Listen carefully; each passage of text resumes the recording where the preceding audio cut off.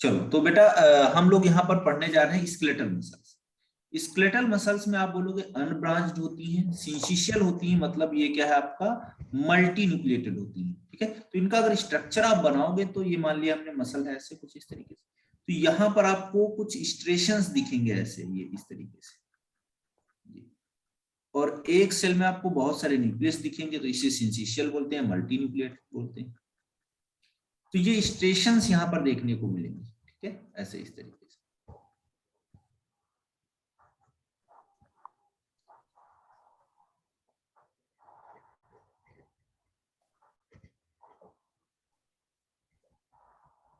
Stated muscles, ठीक है, stated muscles दिखेंगे। ठीक है, अब स्टेटेड मसल्स दिखेंगी मतलब ये स्टेटेड स्टेशंस जो होते हैं ये बैंड होते हैं। ठीक है, बैंड प्रेजेंट होते हैं। तो एक आप बोलोगे बैंड में डार्क बैंड होगा, यहाँ पर एक आपका लाइट बैंड होता है। ठीक है, तो इस तरीके के बैंड्स आपको दिखेंगे, आइसोट्रोपिक एंड एनाइसोट्रोपिक। ठीक है, वो सब हम लोग मसल्स लोकोमोशन में पढ़ेंगे, अभी वहां ये सब जानने की जरूरत नहीं है, यहाँ पे बेसिक्स केवल बताया गया है इस टिश्यू में। तो सिंचिशियल है, अनब्रांच्ड है, मल्टी न्यूक्लिएटेड है। इसके अलावा बच्चों ये जो स्केलेटल मसल्स हैं दे अटैच विद द किससे, तो आप बोलोगे अटैच रहते हैं किससे, आप बोलोगे बोन से। और बोन से अटैच है स्केलेटल मसल्स, तो आप बोलोगे ये किस में हेल्प करते हैं, लोकोमोशन में हेल्प करते हैं एंड मूवमेंट में हेल्प करते हैं। ठीक है, लोकोमोशन मूवमेंट में हेल्प करेंगे। अगर देखिए कोई आपका मसल्स का काम क्या, अगर कोई जो आपका जो है मान लो कोई एनिमल है, अब कोई इसको स्टिमुलस मिला, मान लो किसी ने इसको पिंच हुआ, तो ये क्या करेगा, तुरंत भागेगा कि नहीं भागेगा, तो मसल्स का रोल प्ले करेगा कि नहीं। तो स्टिमुलस यानी कि इन्वायरमेंट जो था उसके हिसाब से ये तुरंत क्या करेगा, उस वहां से मूव कर जाएगा। तो मूव करेगा तो ये मूवमेंट करेगा, तो ये किसकी वजह से हुआ, स्केलेटल मसल की वजह से हुआ। तो मल्टी न्यूक्लिएटेड भाई सेल्स यहाँ पर देखने को मिलेंगी आपको, और स्टेटेड सेल्स होंगी, स्टेशंस देखने को मिलेंगे। हमने बोला ये बोन से अटैच रहेंगी, इसीलिए इनको स्केलेटल मसल्स बोलते हैं। ठीक है, जो स्केलेटल पार्ट है हमारा उससे जो है, तो इसीलिए इसका नाम स्केलेटल मसल्स रख देते हैं। स्ट्रिप्ड मसल्स हैं। दूसरी बात देखिए, ये वॉलेंट्री नेचर की, कैसी है, वॉलेंट्री नेचर की। वॉलेंट्री नेचर का मतलब क्या है, वॉलेंट्री नेचर का मतलब क्या है कि ये अपना वॉलेंट्री एक्शन शो करती है। कैसा एक्शन शो करती है, वॉलेंट्री एक्शन शो करती है, मतलब हमारी विल के अकॉर्डिंग काम करेंगी, जैसा हम चाहेंगे वैसे काम करेंगी। ठीक है, जो हमारा मन होगा, जैसे हाथ चलाना है, हमें दौड़ना है, ये सब करना है, ये सारे काम ये करती हैं। अब स्केलेटल मसल्स जो बेटा हैं वो आप देखोगे इसके बाद में एनसीईआरटी में आपका डायग्राम बना हुआ है, उसको जरूर एक बार आप गो थ्रू होइएगा, उसको जरूर अच्छे से देखिएगा। ठीक है, अब ये प्रेजेंट कहां पर होती है, तो देखिए अगर आप एग्जाम्पल की बात करोगे तो इसे स्केलेटल की मसल्स होती है, स्केलेटल मसल्स। तो वो मसल्स आप देखोगे कहां पर बेटा, बहुत सारी, जैसे बोन्स के ऊपर जो अटैच होती है, बोन्स के ऊपर जो अटैच होती है, जैसे बाइसेप की मसल्स आप देख लो, बाइसेप्स होती है वो मसल्स, है ना, थाई की मसल्स। ठीक है, बहुत सारी मसल्स हैं, आर्म की मसल्स, लेग्स की मसल्स, ये सब जितना हमारे अकॉर्डिंग टू विल काम कर रही है वो सारी कैसी हैं आपकी, वो सारी मसल्स, उनको हम बेटा किस में रखेंगे, तो हम उसको कंसीडर करेंगे कि वो स्केलेटल मसल। नेक्स्ट हम इसके बाद में अब आगे बढ़ेंगे और हमारा जो नेक्स्ट मसल है उसकी बात करेंगे, वो क्या है, स्मूथ मसल्स।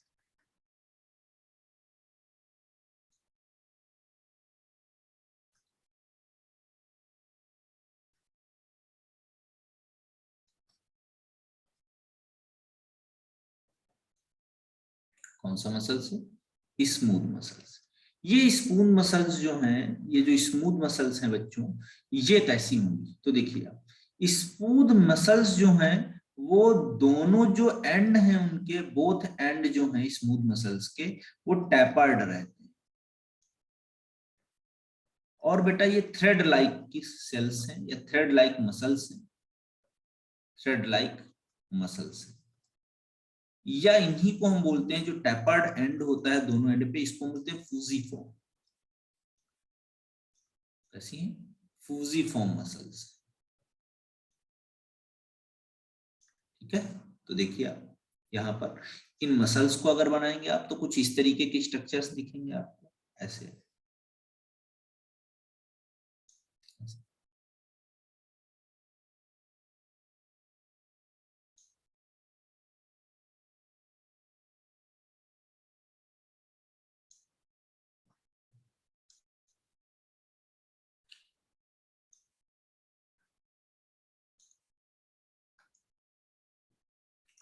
टैपर्ड देखो बेटा ना, ये यहाँ पर टैपर्ड है मतलब दबी हुई है, नुकीली है।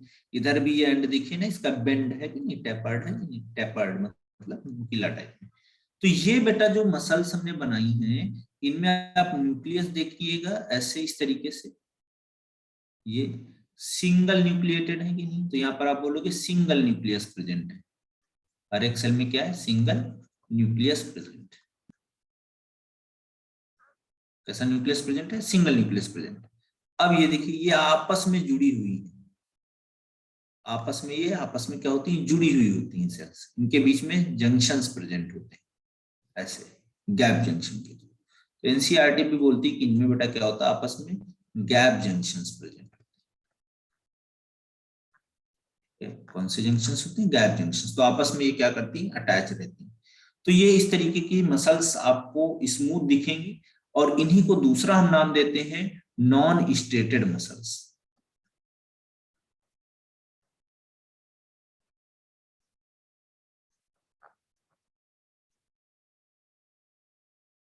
क्या नाम दे देते हैं? Non striated muscles.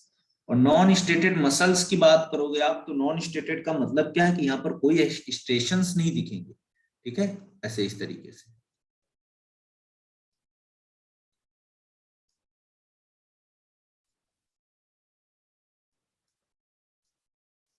ठीक है, ये स्टेशंस, यहाँ पर कोई स्टेशंस नहीं देखने को मिलेंगे। ठीक है, तो ये सिंपल है एकदम, स्टेशंस नहीं है यहाँ पर। अब ये मसल्स जो होती हैं बेटा, ये आप बोलोगे इनवॉलेंट्री एक्शन शो करती है। इनवॉलेंट्री एक्शन का मतलब क्या है कि ये ऑटोनॉमिक नर्वस सिस्टम से कंट्रोल होती है। ऑटोनॉमिक नर्वस सिस्टम जो अपने आप सेल्फ काम करता है, यानी कि ये हमारी विल के अकॉर्डिंग काम नहीं करती है, not to according our will.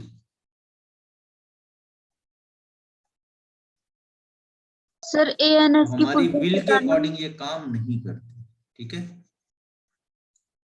तो इनको हम बोलते हैं इनवॉलेंट्री ऑटोनॉमिक नर्वस सिस्टम। ठीक है, not to according our will, तो हमारे विल के अकॉर्डिंग काम नहीं करती, ये अपने आप काम करती। तो इसीलिए हम बोलते हैं कि इनका एक्शन जो होता है वो कैसा होता है? इनवॉलेंट्री नेचर का होता है। कैसा होता है? इनवॉलेंट्री नेचर का होता है। ठीक है, क्लियर है? कैसा होता है? इनवॉलेंट्री नेचर का होता है। तो फूजी फॉर्म होंगी, यानी कि इनके बोथ एंड टैपर्ड होंगे, थ्रेड लाइक स्ट्रक्चर्स होंगे, कोई भी बैंड यहाँ पर देखने को नहीं मिलेंगे, सिंपल है एकदम, सिंगल न्यूक्लियस इनके अंदर प्रेजेंट है, ऑटोनॉमिक नर्वस सिस्टम से गवर्न होता है, इसीलिए हम इनको क्या बोलते हैं? Smooth muscles. एग्जाम्पल देखिए, ये प्रेजेंट कहाँ पर होते हैं? तो जो हमारा इंटेस्टाइन है, इंटेस्टाइन में आप देखोगे वहां पर प्रेजेंट होती है। या आप बोलोगे बहुत जगह पे विसरल ऑर्गन्स जो है वहां पर भी प्रेजेंट होंगी, ब्लड वेसल्स में प्रेजेंट होंगी। ठीक है, बहुत सारी जगह पे ब्लड वेसल्स में प्रेजेंट होंगी। तो अलग अलग जगह पे ये अलग अलग तरीके की स्मूथ मसल्स सेल्स प्रेजेंट होंगी। ठीक है, तो दूसरा हो गया। अब तीसरा देखते हैं इसके बाद। तीसरा बेटा आप बोलोगे जो हमारा है वो कार्डियक मसल।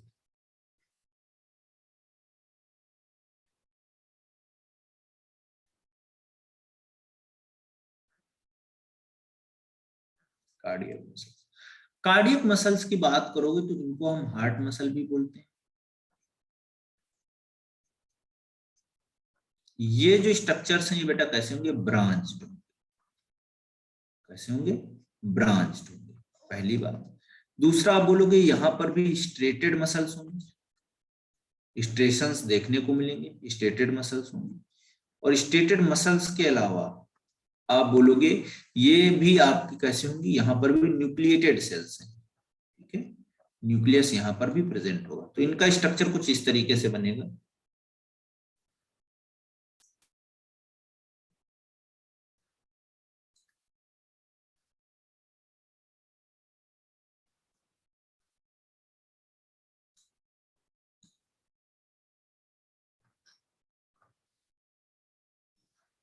ऐसे आपको स्ट्रक्चर मिल जाएगा। ऐसे देखिए, ऐसे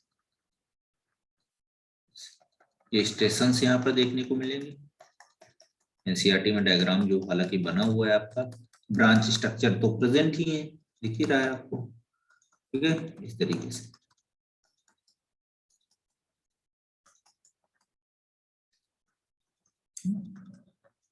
इस तरीके का स्ट्रक्चर देखने को मिलेगा।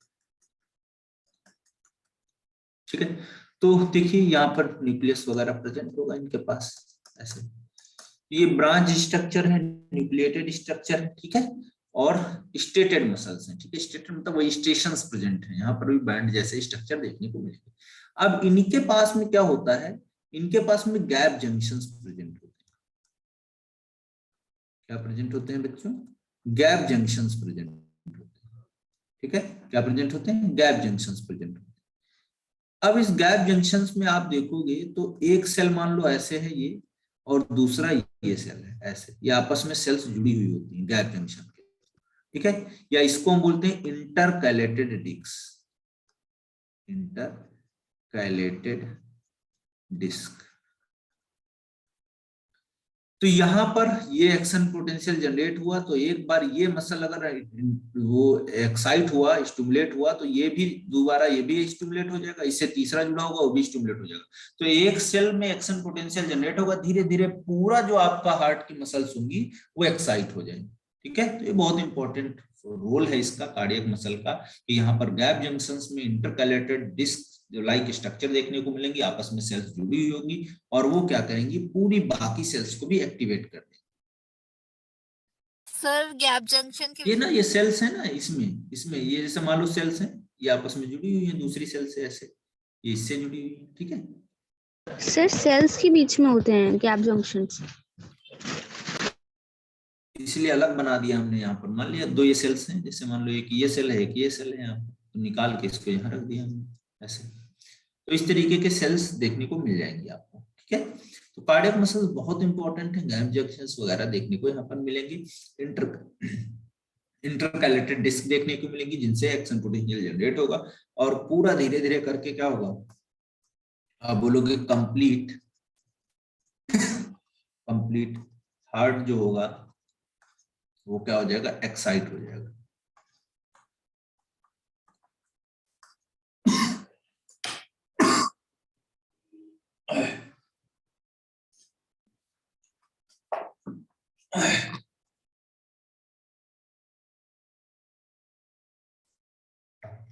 सर गैप जंक्शन की वजह से ब्लड आउट नहीं होता?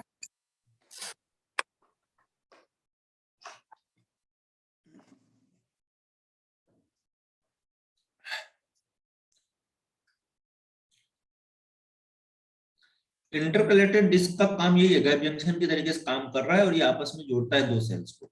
ये एक सेल है, दूसरा सेल ये है, तो सेल 1 सेल 2 दोनों को जोड़ने का काम कर रहा है। तो ये गैप जंक्शन है ना, तो एक्शन पोटेंशियल को जनरेट करवा रहा है। अब ये प्रेजेंट कहाँ होंगी, क्योंकि कार्डियक मसल्स हैं, तो आप बोलोगे कि ये भाई प्रेजेंट भी होंगी आपकी कार्डियक सेल्स में, है ना, सॉरी हार्ट में कार्डियक मसल्स है ना।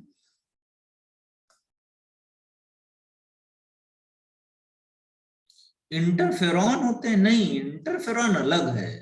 इंटरफेरॉन यहाँ थोड़े आएगा। इंटरफेरॉन तो बेटा वो इम्यूनोलॉजी में हम लोग पढ़ेंगे।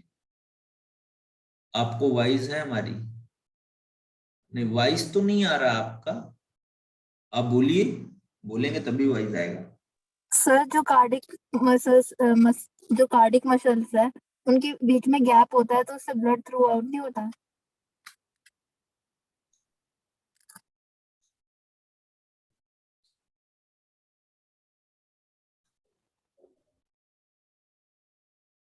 गुरप्रीत, एक मिनट बेटा, एक मिनट। हाँ, अब बोलो। सर जो ये कार्डिक मसल्स है ना, उसके हाँ। बीच में जो गैप जंक्शन होता है उससे ब्लड फ्लो आउट नहीं होता? Blood yes sir, blood blood थोड़ा ही होगा यहाँ पे।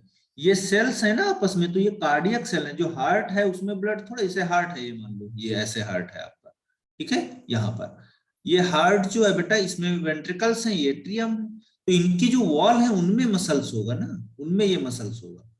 और जो इनका जो ब्लड होगा वो तो ल्यूमेन में होगा ना, यहाँ पर होगा ल्यूमेन में अंदर की तरफ।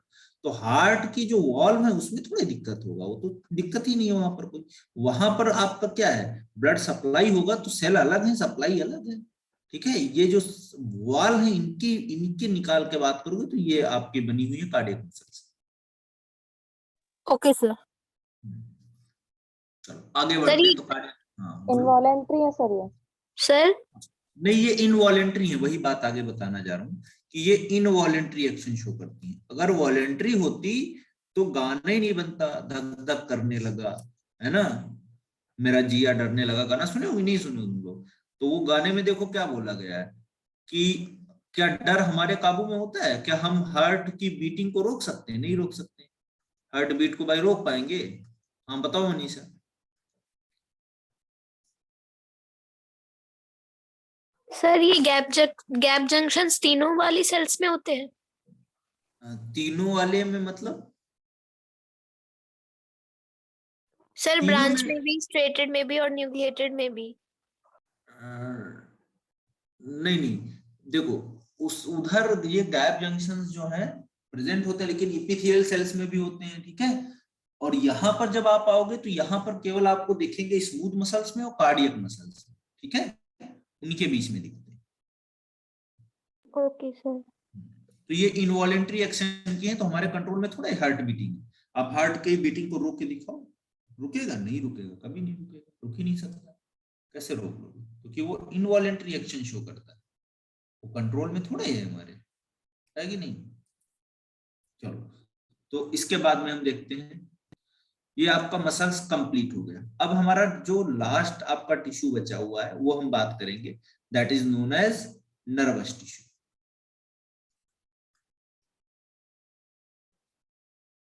नर्वस टिश्यू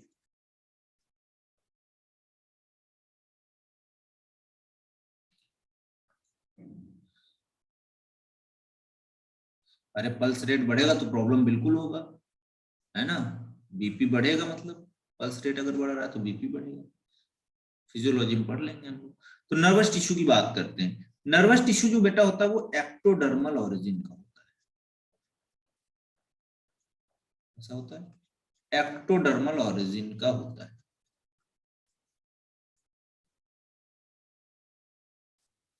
अब देखिए इसके बाद में, इस नर्वस टिश्यू में जो एक्टोडर्मल ओरिजिन का है इसमें दो पार्ट, दो पार्ट कौन कौन से? तो एक आप बोलोगे neuroglial sales,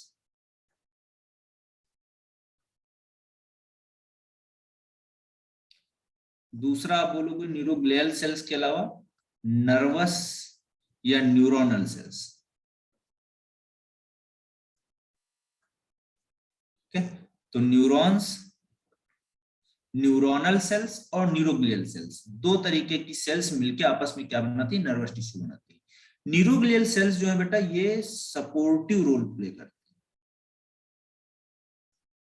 supportive side hero, और ये प्रोटेक्शन में भी हेल्प करती है, ठीक है। सपोर्टिव है, प्रोटेक्शन में हेल्प करती है। न्यूरोनल सेल्स जो है इनमें अगर आप देखोगे इस न्यूरोनल सेल्स में, तो ये बेटा क्या करती हैं? आप बोलोगे कंडक्शन करवाती हैं, किसका? Conduction of impulse. क्या करवाती हैं? इंपल्स का कंडक्शन करवाती हैं, ठीक है।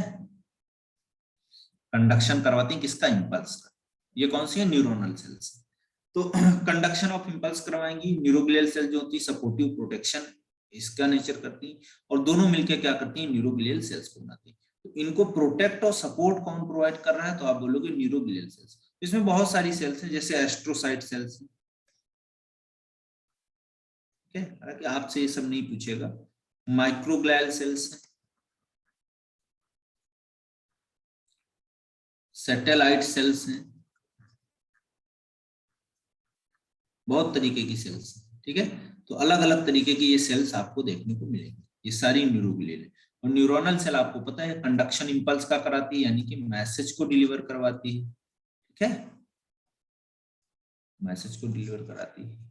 तो ये कहानी हो गई बेटा। अब आगे हम बढ़ते हैं इसके बाद में। तो इसके बाद में आप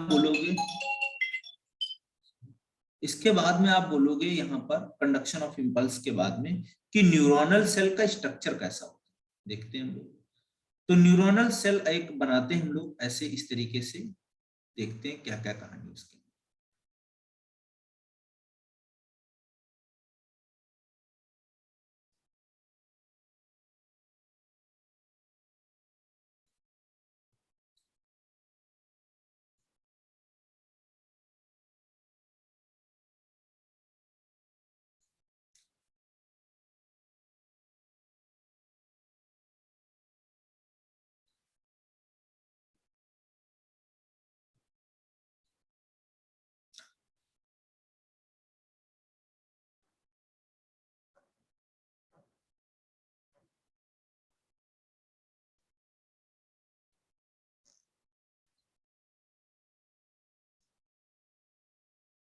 ठीक है, इस तरीके का स्ट्रक्चर आपको न्यूरॉन का दिखेगा, ये न्यूक्लियस है इसका। अब इसमें बहुत सारी चीजें प्रेजेंट होंगी ऐसे, इस तरीके से। ये आपके ग्रेन्यूल्स होते हैं, इनको बोलते हैं निसिल्स ग्रेन्यूल्स।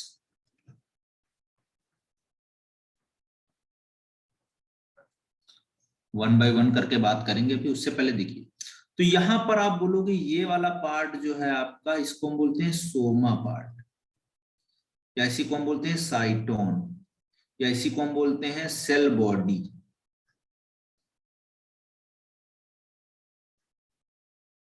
दूसरा देखिए, यहां से यहां वाला जो पार्ट है इसको हम बोलते हैं एक्सोन। क्या बोलते हैं? एक्सोन, ठीक है। अब देखिए इसके बाद में ये यहां पर आपका, ये यहां पर, ये आपका माइलिन शीथ,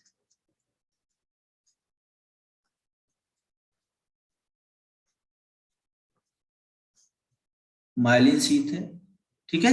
तो एक्सॉन ये वाला पार्ट हो गया, ये आपका सोमा पार्ट हो गया, ये माइलिन शीथ हो गया, ये आपका न्यूक्लियस है यहाँ पर। ये आप बोलोगे ये वाला पोर्शन जो है इसको हम बोलते हैं डेंड्रॉन, और इनसे, इन डेंड्रॉन से निकले होते हैं डेंड्राइट्स। डेंड्राइट्स क्या करते हैं, इनको हम देखेंगे मैसेज को रिसीव करते हैं, मैसेज को क्या करेंगे, रिसीव करते हैं। और न्यूरॉन मैसेज को परसीव करेगा, उसके बाद इंपल्स को लेके जाएगा। एक्सॉन जो क्या करेंगे, वो मैसेज को डिलीवर करते हैं, मैसेज को आगे बढ़ाते हैं, प्रोपोगेट करते हैं, डिलीवर करते हैं। तो यहाँ पर ये कहानी है आपकी ऐसे, इस तरीके से। अब देखिए आप इसमें, इस स्ट्रक्चर में जब आप नीचे आओगे, ये वाला जो पोर्शन है इसको हम क्या बोलते हैं, साइनेप्टिक नोड। साइनेप्टिक नोड क्या बोलेंगे, साइनेप्टिक नोड, या इसी को हम बोलते हैं साइनेप्टिक नोब, या इसी को हम क्या बोलते हैं, दैट इज नोन एज, इसको क्या बोलेंगे, साइनेप्टिक बटन। क्या बोलेंगे, साइनेप्टिक बटन बोलेंगे, ठीक है। तो यहाँ पर ये कहानी है, साइनेप्टिक नोब या साइनेप्टिक बटन यहाँ पर देखने को मिलेगा। सर आपने अब न्यूक्लियस की नहीं है, आपने क्या लिखा है? न्यूक्लियस के पास में निसिल्स ग्रेन्यूल, ये मैसेज को रिसीव करेगी डेंड्राइट्स, और डेंड्राइट्स निकलेंगे कहां से, तो आप बोलोगे डेंड्रॉन से, ये डेंड्रॉन है ये, और इनसे निकलने वाले ये डेंड्राइट्स हैं, ठीक है। ओके सर, तो फिर यहाँ आपने निसिल ग्रेन्यूल्स क्या लिखा आपने? हाँ वो बता रहा हूँ अभी मैं। तो साइनेप्टिक नोब होंगे, साइनेप्टिक बटन्स यहाँ पर प्रेजेंट होगी, माइलिन शीथ होगा। हमने बोला निसिल्स ग्रेन्यूल्स प्रेजेंट होते हैं, ये आपका सोमा जो पार्ट है, साइटोन जो पार्ट है, उसमें निसिल्स ग्रेन्यूल प्रेजेंट होते हैं। एक्चुअल में ये इंडोप्लाज्मिक रेटिकुलम प्लस राइबोसोम के बने हुए पार्टिकल्स होते हैं, उसी को हम निसिल्स ग्रेन्यूल बोलते हैं। सबसे पहले फ्रॉग की न्यूरोनल सेल में निसिल नाम के साइंटिस्ट ने इसको स्टेन करके डिस्कवर किया था, इसीलिए इसका नाम पड़ा निसिल्स ग्रेन्यूल। हाँ, नर्व एंडिंग यही है बेटा, नर्व का एंडिंग यही है, ठीक है, न्यूरॉन्स का एंडिंग ये। अब ये बेटा क्या करेंगे, एक्सोसाइटोसिस के थ्रू क्या करेंगे, जो है मॉलिक्यूल्स निकालेंगे, इनको हम बोलते हैं न्यूरोट्रांसमीटर्स।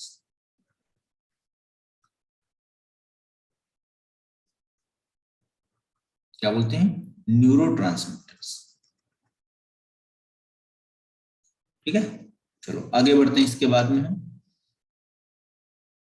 आयंस होता है, कौन आयंस नहीं होते, न्यूरोट्रांसमीटर्स जो होते हैं वो एक तरीके के जो है केमिकल्स होते हैं, केमिकल मैसेंजर होते हैं, हार्मोन्स होते हैं। ठीक है, केमिकल मैसेंजर्स होते हैं। ठीक है, अभी आगे बताता हूं मैं आपको कैसे काम करते हैं। देखिए यहां पर आप बोलोगे जैसे एक न्यूरॉन है, मान लो आपका, ये ऐसे समझते हैं, ये ऐसे न्यूरॉन है एक,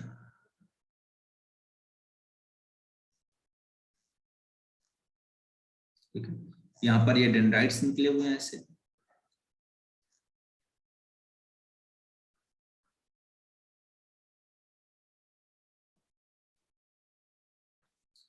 अब दूसरा देखिए आप, माइसेलियम, माइसेलियम यहाँ पे नहीं है, माइलिन शीथ है, माइसेलियम नहीं है। ठीक है, एक्सॉन के ऊपर न्यूरिलेमा जो है, आप बोलोगे उसका क्या है आपका, ये फैट का एक जो है ना स्फिंगोमाइलिन का बना हुआ एक कवरिंग होता है, इंसुलेशन से रोकता है, मतलब वोल्टेज को रोकता है। तो यहाँ पर देखिए आप क्या, ये आपका एक ऐसे न्यूरॉन है ऐसे, और ये आप बोलोगे ये आपका ऐसे डेंड्रॉन है, वो टीलोडेंडिया है, इसको हम क्या बोलते हैं, टीलोडेंडिया, या इसी को हम बोलते हैं टीलोडेंडिया, साइनेप्टिक बटन, यही सब होता है। और दूसरा एक और आपका न्यूरॉन इसके बाद में प्रेजेंट होगा, तो न्यूरॉन ऐसे एक और न्यूरॉन प्रेजेंट है, ऐसे आप देख लो, ऐसे न्यूरॉन एक और प्रेजेंट है।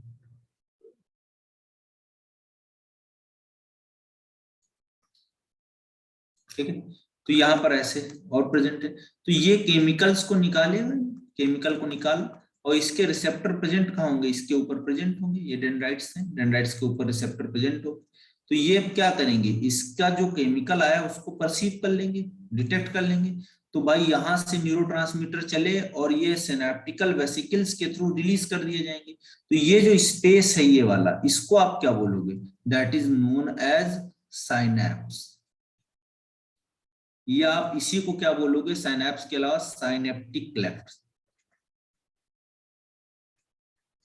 क्या बोलोगे, साइनेप्टिक क्लेफ्ट। ठीक है, तो साइनैप्स या साइनेप्टिक क्लेफ्ट यहाँ पर प्रेजेंट होगा, और जैसे मॉलिक्यूल्स निकलेंगे ये तुरंत इसको अटैच करेगा, तुरंत मैसेज को डिलीवर करेगा, और मैसेज जो होगा वो डिटेक्ट कर लिया जाएगा इस न्यूरॉन के थ्रू। तो पहला जो न्यूरॉन है इसको बोलते हैं प्री साइनेप्टिक न्यूरॉन, क्या बोलेंगे, प्री साइनेप्टिक न्यूरॉन। दूसरा जो न्यूरॉन है बेटा, इसको हम क्या बोलेंगे, that is the post synaptic neuron. ऐसा न्यूरॉन है पोस्ट साइनेप्टिक न्यूरॉन। ठीक है, तो इस तरीके से मैसेज का डिलीवरिंग होता है, ठीक है, न्यूरॉन्स के बीच में। इसलिए हम न्यूरॉन को बोलते हैं कि न्यूरॉन जो है वो आप बोलोगे नर्वस सिस्टम के लिए स्ट्रक्चरल, स्ट्रक्चरल एंड आप बोलोगे कैसा, फंक्शनल, स्ट्रक्चरल फंक्शनल यूनिट। ठीक है, कैसे हैं, स्ट्रक्चरल एंड फंक्शनल यूनिट है ऑफ नर्वस सिस्टम।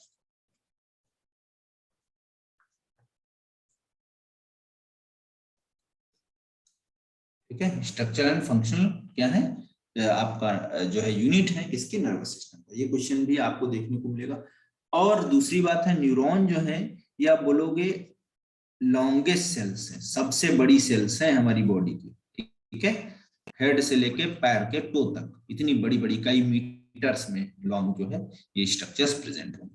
तो इनके दोनों के बीच में देखिए आप जो जंक्शन बनाइए, क्या है, गैप जंक्शन ही तो है। अब गैप जंक्शन इनमें दो तरीके का हो सकता है, एक आप बोल सकते हो केमिकल हो सकता है, और दूसरा आप बेटा बोल सकते हो इलेक्ट्रिकल हो सकता है।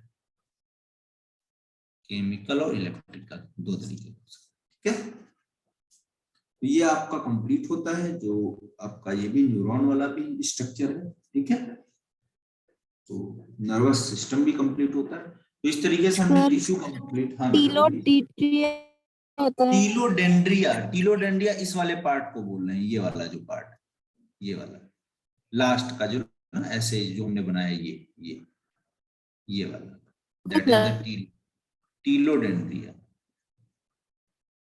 टेल। सर टीलोडेंड्रिया को सिनेप्टिक नोब भी तो कहेंगे फिर।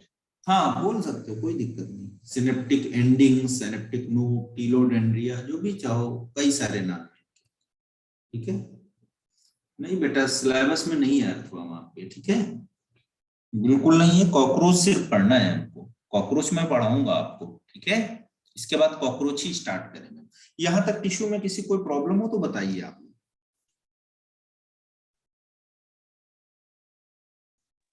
No sir.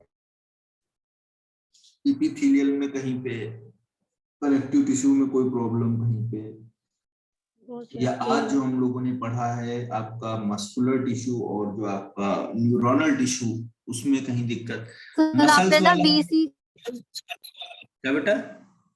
सर आपने वीसी लिखा था ना, वो समझ में आया, वीसी और वीडी फुल फॉर्म उसकी। वीसी और वीडी कहाँ पे लिखा है बताइए,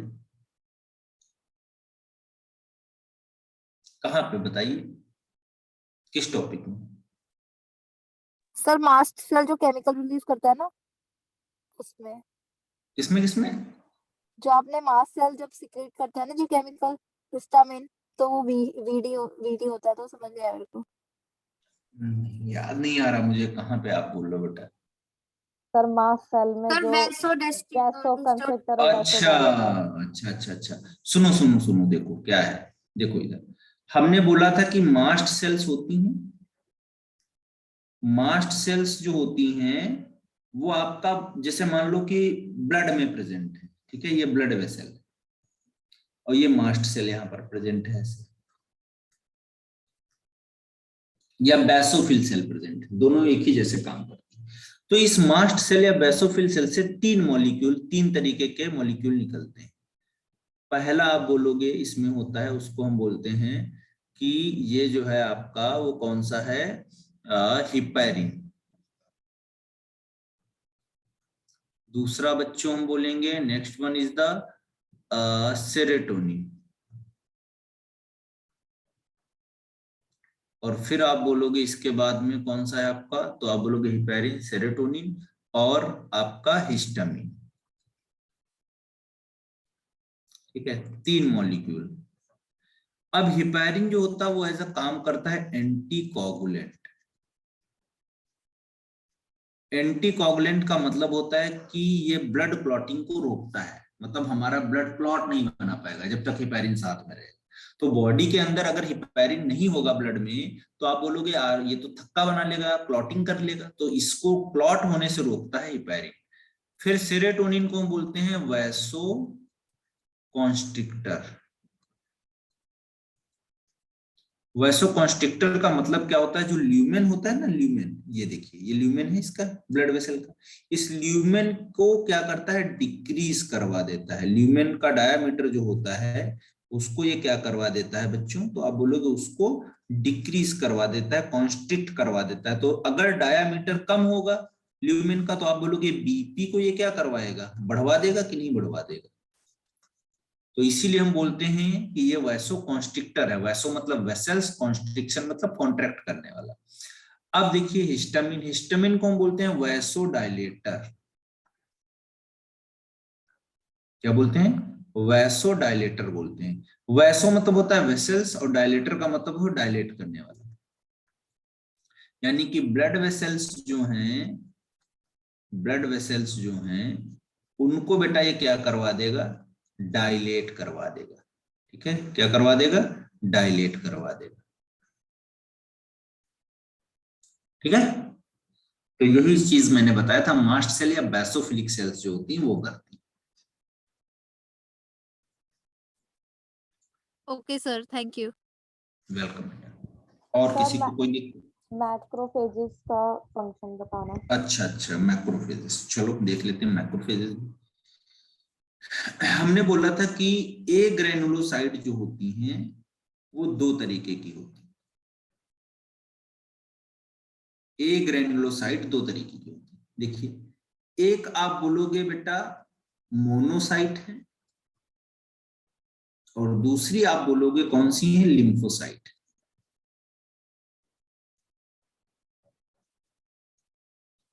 लिम्फोसाइट दो तरीके की हैं, बी सेल्स है, और दूसरी आप बोलोगे टी सेल्स।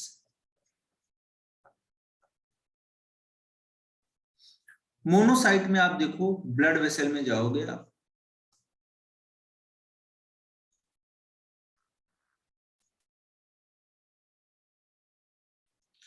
ब्लड वेसल में जाओगे तो आपको मिलेंगी, ये हमने मान लिया यहाँ पे सेल्स हैं कुछ, इनको हमने नाम दे दिया मोनोसाइट सेल, ये मोनोसाइट सेल्स। अब होता क्या है बेटा, ये मान लो हमने टिश्यू देखा है, ब्लड वेसल तो नीचे होंगी टिश्यू के, ये टिश्यू है, तो हमने बोला टिश्यू में अगर मान लो कोई डैमेज हो जाता है, कोई चोट लग गया टिश्यू में, ये डैमेज हो गया टिश्यू, यहां से चोट लग गया, डैमेज हो गया। अब डैमेज हुआ तो बेटा यहां से अब क्या होगा, एंटीजन जाएगा अंदर कि नहीं जाएगा, कोई बैक्टीरिया कोई वायरस कुछ भी अंदर एंटर करेगा कि नहीं करेगा। अब मान लो यहाँ पर कोई बैक्टीरिया आ गया ऐसे, एंटर कर गया, ठीक है, एंटर कर गया, ये एंटीजन को एंटर कर गया। अब इस टिश्यू के नीचे, एपिथेलियल टिश्यू के नीचे आपका कौन सा सेल टिश्यू होगा, एरियोलर कनेक्टिव टिश्यू होगा कि नहीं होगा, ऐसे ये आपका कौन सा होगा, एरियोलर कनेक्टिव टिश्यू होगा, ठीक है, यहाँ पर ऐसे एरियोलर कनेक्टिव टिश्यू होगा। तो यहां पर जब एरियोलर कनेक्टिव टिश्यू में आप आओगे, एरियोलर कनेक्टिव टिश्यू में आओगे तो देखिए ये क्या करेगा, ये मोनोसाइट सेल माइग्रेट होके यहां आ जाता है, इस वेसल को डायलेट करके यहीं से निकल के यहां आ जाता है, और इसको हम बोलते हैं स्क्वीज आउट करना। ये मान लो ऐसे आ गया यहाँ पर, ये आ गया यहाँ पर मोनोसाइट सेल,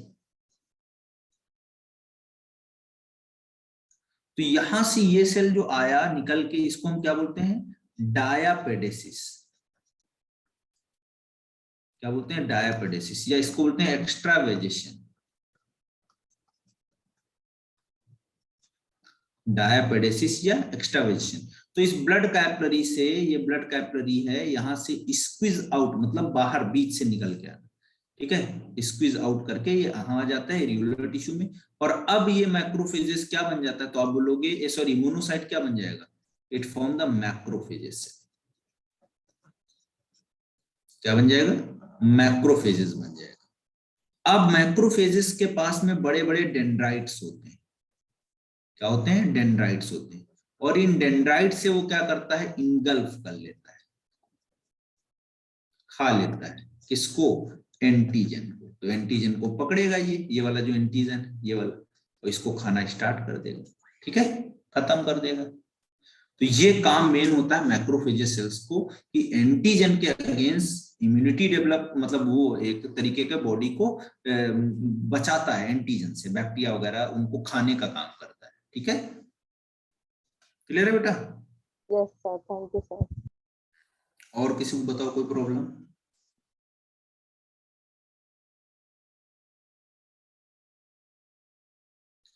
किसी टॉपिक में कहीं पर कोई दिक्कत,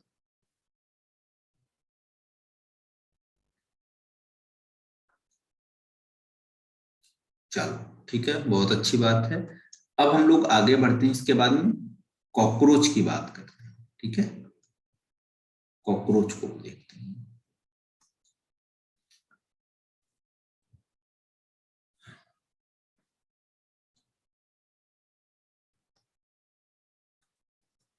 और किसी को डाउट हो बेटा पूछ लो आप लोग, ठीक है, कोई प्रॉब्लम हो, कुछ पूछना हो पूछ सकते हो आप।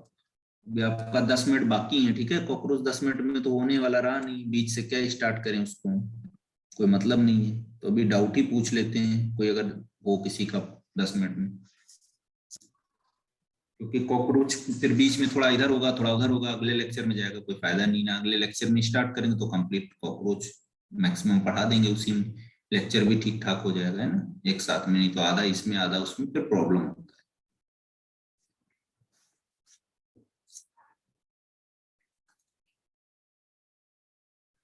अच्छा 10 मिनट का रेस्ट चाहिए, अच्छा बहुत रेस्ट करते हो आप लोग, हाँ चलो। अच्छा एग्जाम का बताओ, प्रिपरेशन कैसा चल रहा है, टिश्यू पढ़ा तुम लोगों ने, एनसीईआरटी हमने तो पढ़ा ही दिया, समझ में आ रहा है पूरा अच्छे से, यस सर। क्वेश्चंस करना स्टार्ट किया कि नहीं,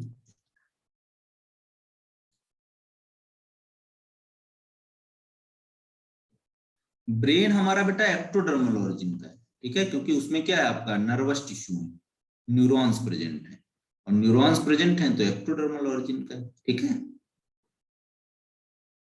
एग्जाम होने का चांस बेटा जुलाई मान के चलो आप, इस बार थोड़ा जल्दी होगा क्योंकि कोरोना का इफेक्ट भी बहुत ज्यादा नहीं दिखेगा। नहीं अभी फॉर्म नहीं आया सर है। इससे पहले तो बोलो।